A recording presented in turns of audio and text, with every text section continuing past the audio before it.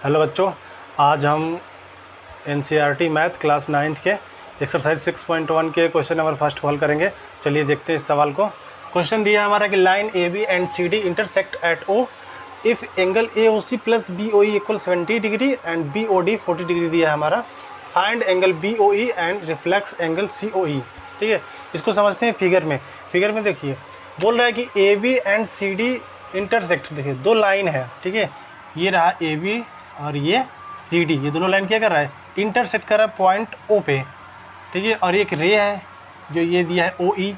इसमें कुछ चीज़ें गिवन है, ठीक है, उसको हम लोग नोट कर लेते हैं क्या गिवन है हमारा। तो सबसे पहले इसको हम लोग कैसे करेंगे, गिवन बना के हेडिंग लिख लेंगे।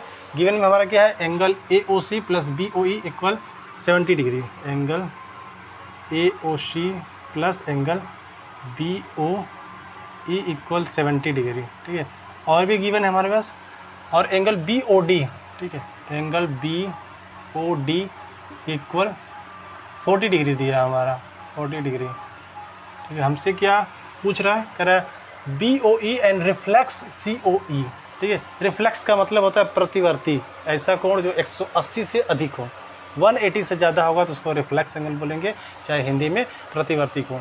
ठीक है, तो अगला हेडिंग बना लेते हैं टू फाइंड, जो हमको फाइंड आउट करना है। टू फाइंड, तो हमको क्या फाइंड करना है, तो एंगल बी ओ ई इसको फाइंड आउट करना है, और रिफ्लेक्स एंगल सी ओ ई इसको फाइंड आउट करना है। ठीक है, यहाँ से सॉल्व करते हैं इसको, देखते हैं कैसे आएगा।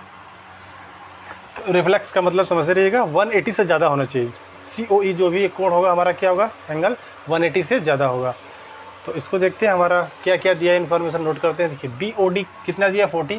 तो ये रहा बी ओ डी कितना दिया हमारा, 40 डिग्री इसको दिया है। और क्या दिया है, ए ओ सी बी ओ ई, ढूंढते हैं ए ओ सी कहाँ है। तो ये रहा ए ओ सी, ये वाला एंगल, और कौन, बी ओ ई, ये रहा हमारा बी ओ ई, ये वाला एंगल। इन दोनों का सम दिया है 70 डिग्री। तो इसको हम लिख नहीं सकते जब तक हमको इनमें से अलग अलग ना पता हो कि ये कितना है ये कितना है, एक साथ नहीं लिख सकते हैं। लेकिन हम ये पता कर सकते हैं ये वाला, क्योंकि जब ये 40 दिया है, ये C D line A B line क्या कर रहा है, ओ पे इंटरसेक्ट करता है। तो जब दो लाइंस एक दूसरे को क्या करती हैं, इंटरसेक्ट करती हैं, तो इंटरसेक्ट पॉइंट पर आमने सामने का बना एंगल क्या कहलाता है, वर्टिकली अपोजिट एंगल, या तो शीर्षाभिमुख कोण। वो आपस में क्या होते हैं, बराबर होते हैं। तो अगर ये 40 डिग्री है तो ये भी कितना होगा, 40 डिग्री ही होगा। इसको सॉल्व कर लेते हैं। ये हमारा क्या हो जाएगा, एंगल ए ओ सी किसके बराबर होगा, तो एंगल बी ओ डी के बराबर होगा। इसका तर्क हम लोग क्या देंगे, vertically opposite angle, vertically opposite angle हमारा ये हो जाएगा। ठीक है, तो हमको पता है बी ओ डी कितना दिया, 40 डिग्री। तो एंगल ए ओ सी कितना हो जाएगा, 40 डिग्री ही हो जाएगा। तो ए ओ सी हमारा कहाँ है, ए ओ सी कितना हो गया हमारा, ये 40 डिग्री। ठीक है, हमसे पूछा क्या है, बी ओ ई, ये रहा हमारा बी ओ ई, तो हम लोग निकाल सकते हैं। ठीक है, अभी जस्ट हमको पता है कि ए ओ सी और बी ओ ई कितना है, 70 है। तो आप लिख सकते हैं कि since angle A O C plus angle B O E equal कितना है, 70 डिग्री। सिंस का मतलब होता है चूँकि, इंग्लिश में लिख दिया चाहे हिंदी में चूँकि, चाहे इसका साइन भी होता है, उसको भी बना सकते हैं। तो ए ओ सी हमारा कितना दिया, 40, यहाँ पुटअप करते हैं 40, प्लस बी ओ ई, ये हमको निकालना है, इसको लिख लेते हैं बी ओ ई इक्वल कितना हो गया, 70। अब ये 40 को क्या करेंगे, ट्रांसपोज करेंगे, उधर भेजेंगे। तो angle B O E equal कितना हो जाएगा, 70 माइनस 40। अब एंगल बी ओ ई इसको माइनस करेंगे तो कितना आएगा, 30। ठीक है, एक हमारा आंसर आ गया, कितना दिया है, 30। अब 40 प्लस 30 कितना हो गया, 70, जो कि दिया है। तो ये प्रूव होता है कि हमारा आंसर सही है। तो पहला आंसर हमारा हो गया एंगल बी ओ ई कितना, 30 डिग्री। दूसरा पूछा है reflex angle C O E. ठीक है, यहाँ पे सी ओ ई को ढूंढते हैं। तो ये रहा सी ओ ई, ये वाला।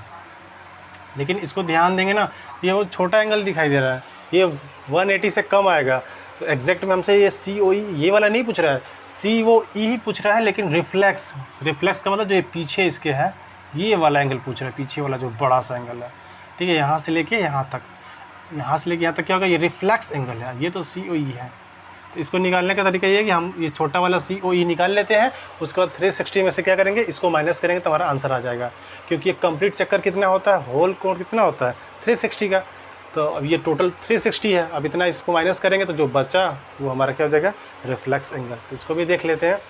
तो इसको इसे करते हैं, COE को निकालते हैं। जैसे ये AB क्या है, लाइन है, तो ये वाला एंगल, ये वाला एंगल और ये वाला एंगल, तीनों एंगल को ऐड करेंगे तो कितना आएगा हमारा 180। लाइन के एक ही तरफ के एंगल को क्या बोलते हैं, लाइन के एक ही तरफ के एंगल का सम क्या होता है, तब 180 होता है। ठीक है, तो इसको सॉल्व कर लेते हैं। तो ये हमारा हो जाएगा एंगल, लिखेंगे चूँकि एंगल, ये सेंस भी बोल सकते हैं इसको, चाहे चूँकि AOC plus angle COE, angle COE plus angle BOE, angle BOE, तीनों का सम कितना होगा 180 होगा। ठीक है, ये किस तरह का एंगल है, लाइन के एक ही तरफ के जितने एंगल है सबका सम है, कितना होता है 180, ऊपर भी 180 नीचे भी 180, सब मिला कितना हो जाता है 360। तो AOC हमको पता है, AOC कितना हमारा है, यहाँ से देख सकते हैं AOC कितना 40 डिग्री है, पुटअप करेंगे। COE हमको निकालना है, इसको तो फाइंड आउट करना है, एंगल COE प्लस BOE कितना है, ये 30 डिग्री है, इक्वल 180 डिग्री। इधर देख लेते हैं। तो अब ये 40 अब प्लस 30 कितना हो जाएगा 70, उधर ट्रांसपोज करेंगे तो -70 हो जाएगा। तो एंगल COE कितना हमारा हो गया 180 माइनस 70। तो एंगल COE इक्वल कितना हो जाएगा हमारा, ये 70 जाएगा तो 110, कितना आ गया हमारा ये 110 डिग्री। लेकिन ये हमारा आंसर नहीं, हमसे तो पूछा है रिफ्लेक्स एंगल, बस एंगल COE पूछता तो 110 क्या हो जाता, हमारा आंसर हो जाता।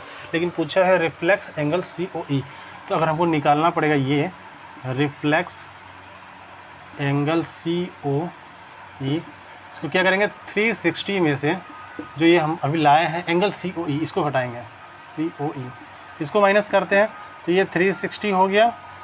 COE का वैल्यू कितना है 110, इसको माइनस करेंगे तो कितना आ जाएगा, ये 10 चला गया, ये 1 चला गया तो 250 आएगा इसका, इसको माइनस करेंगे तो हमारा कितना आएगा 250 डिग्री। ये रहा हमारा सेकेंड वाला आंसर।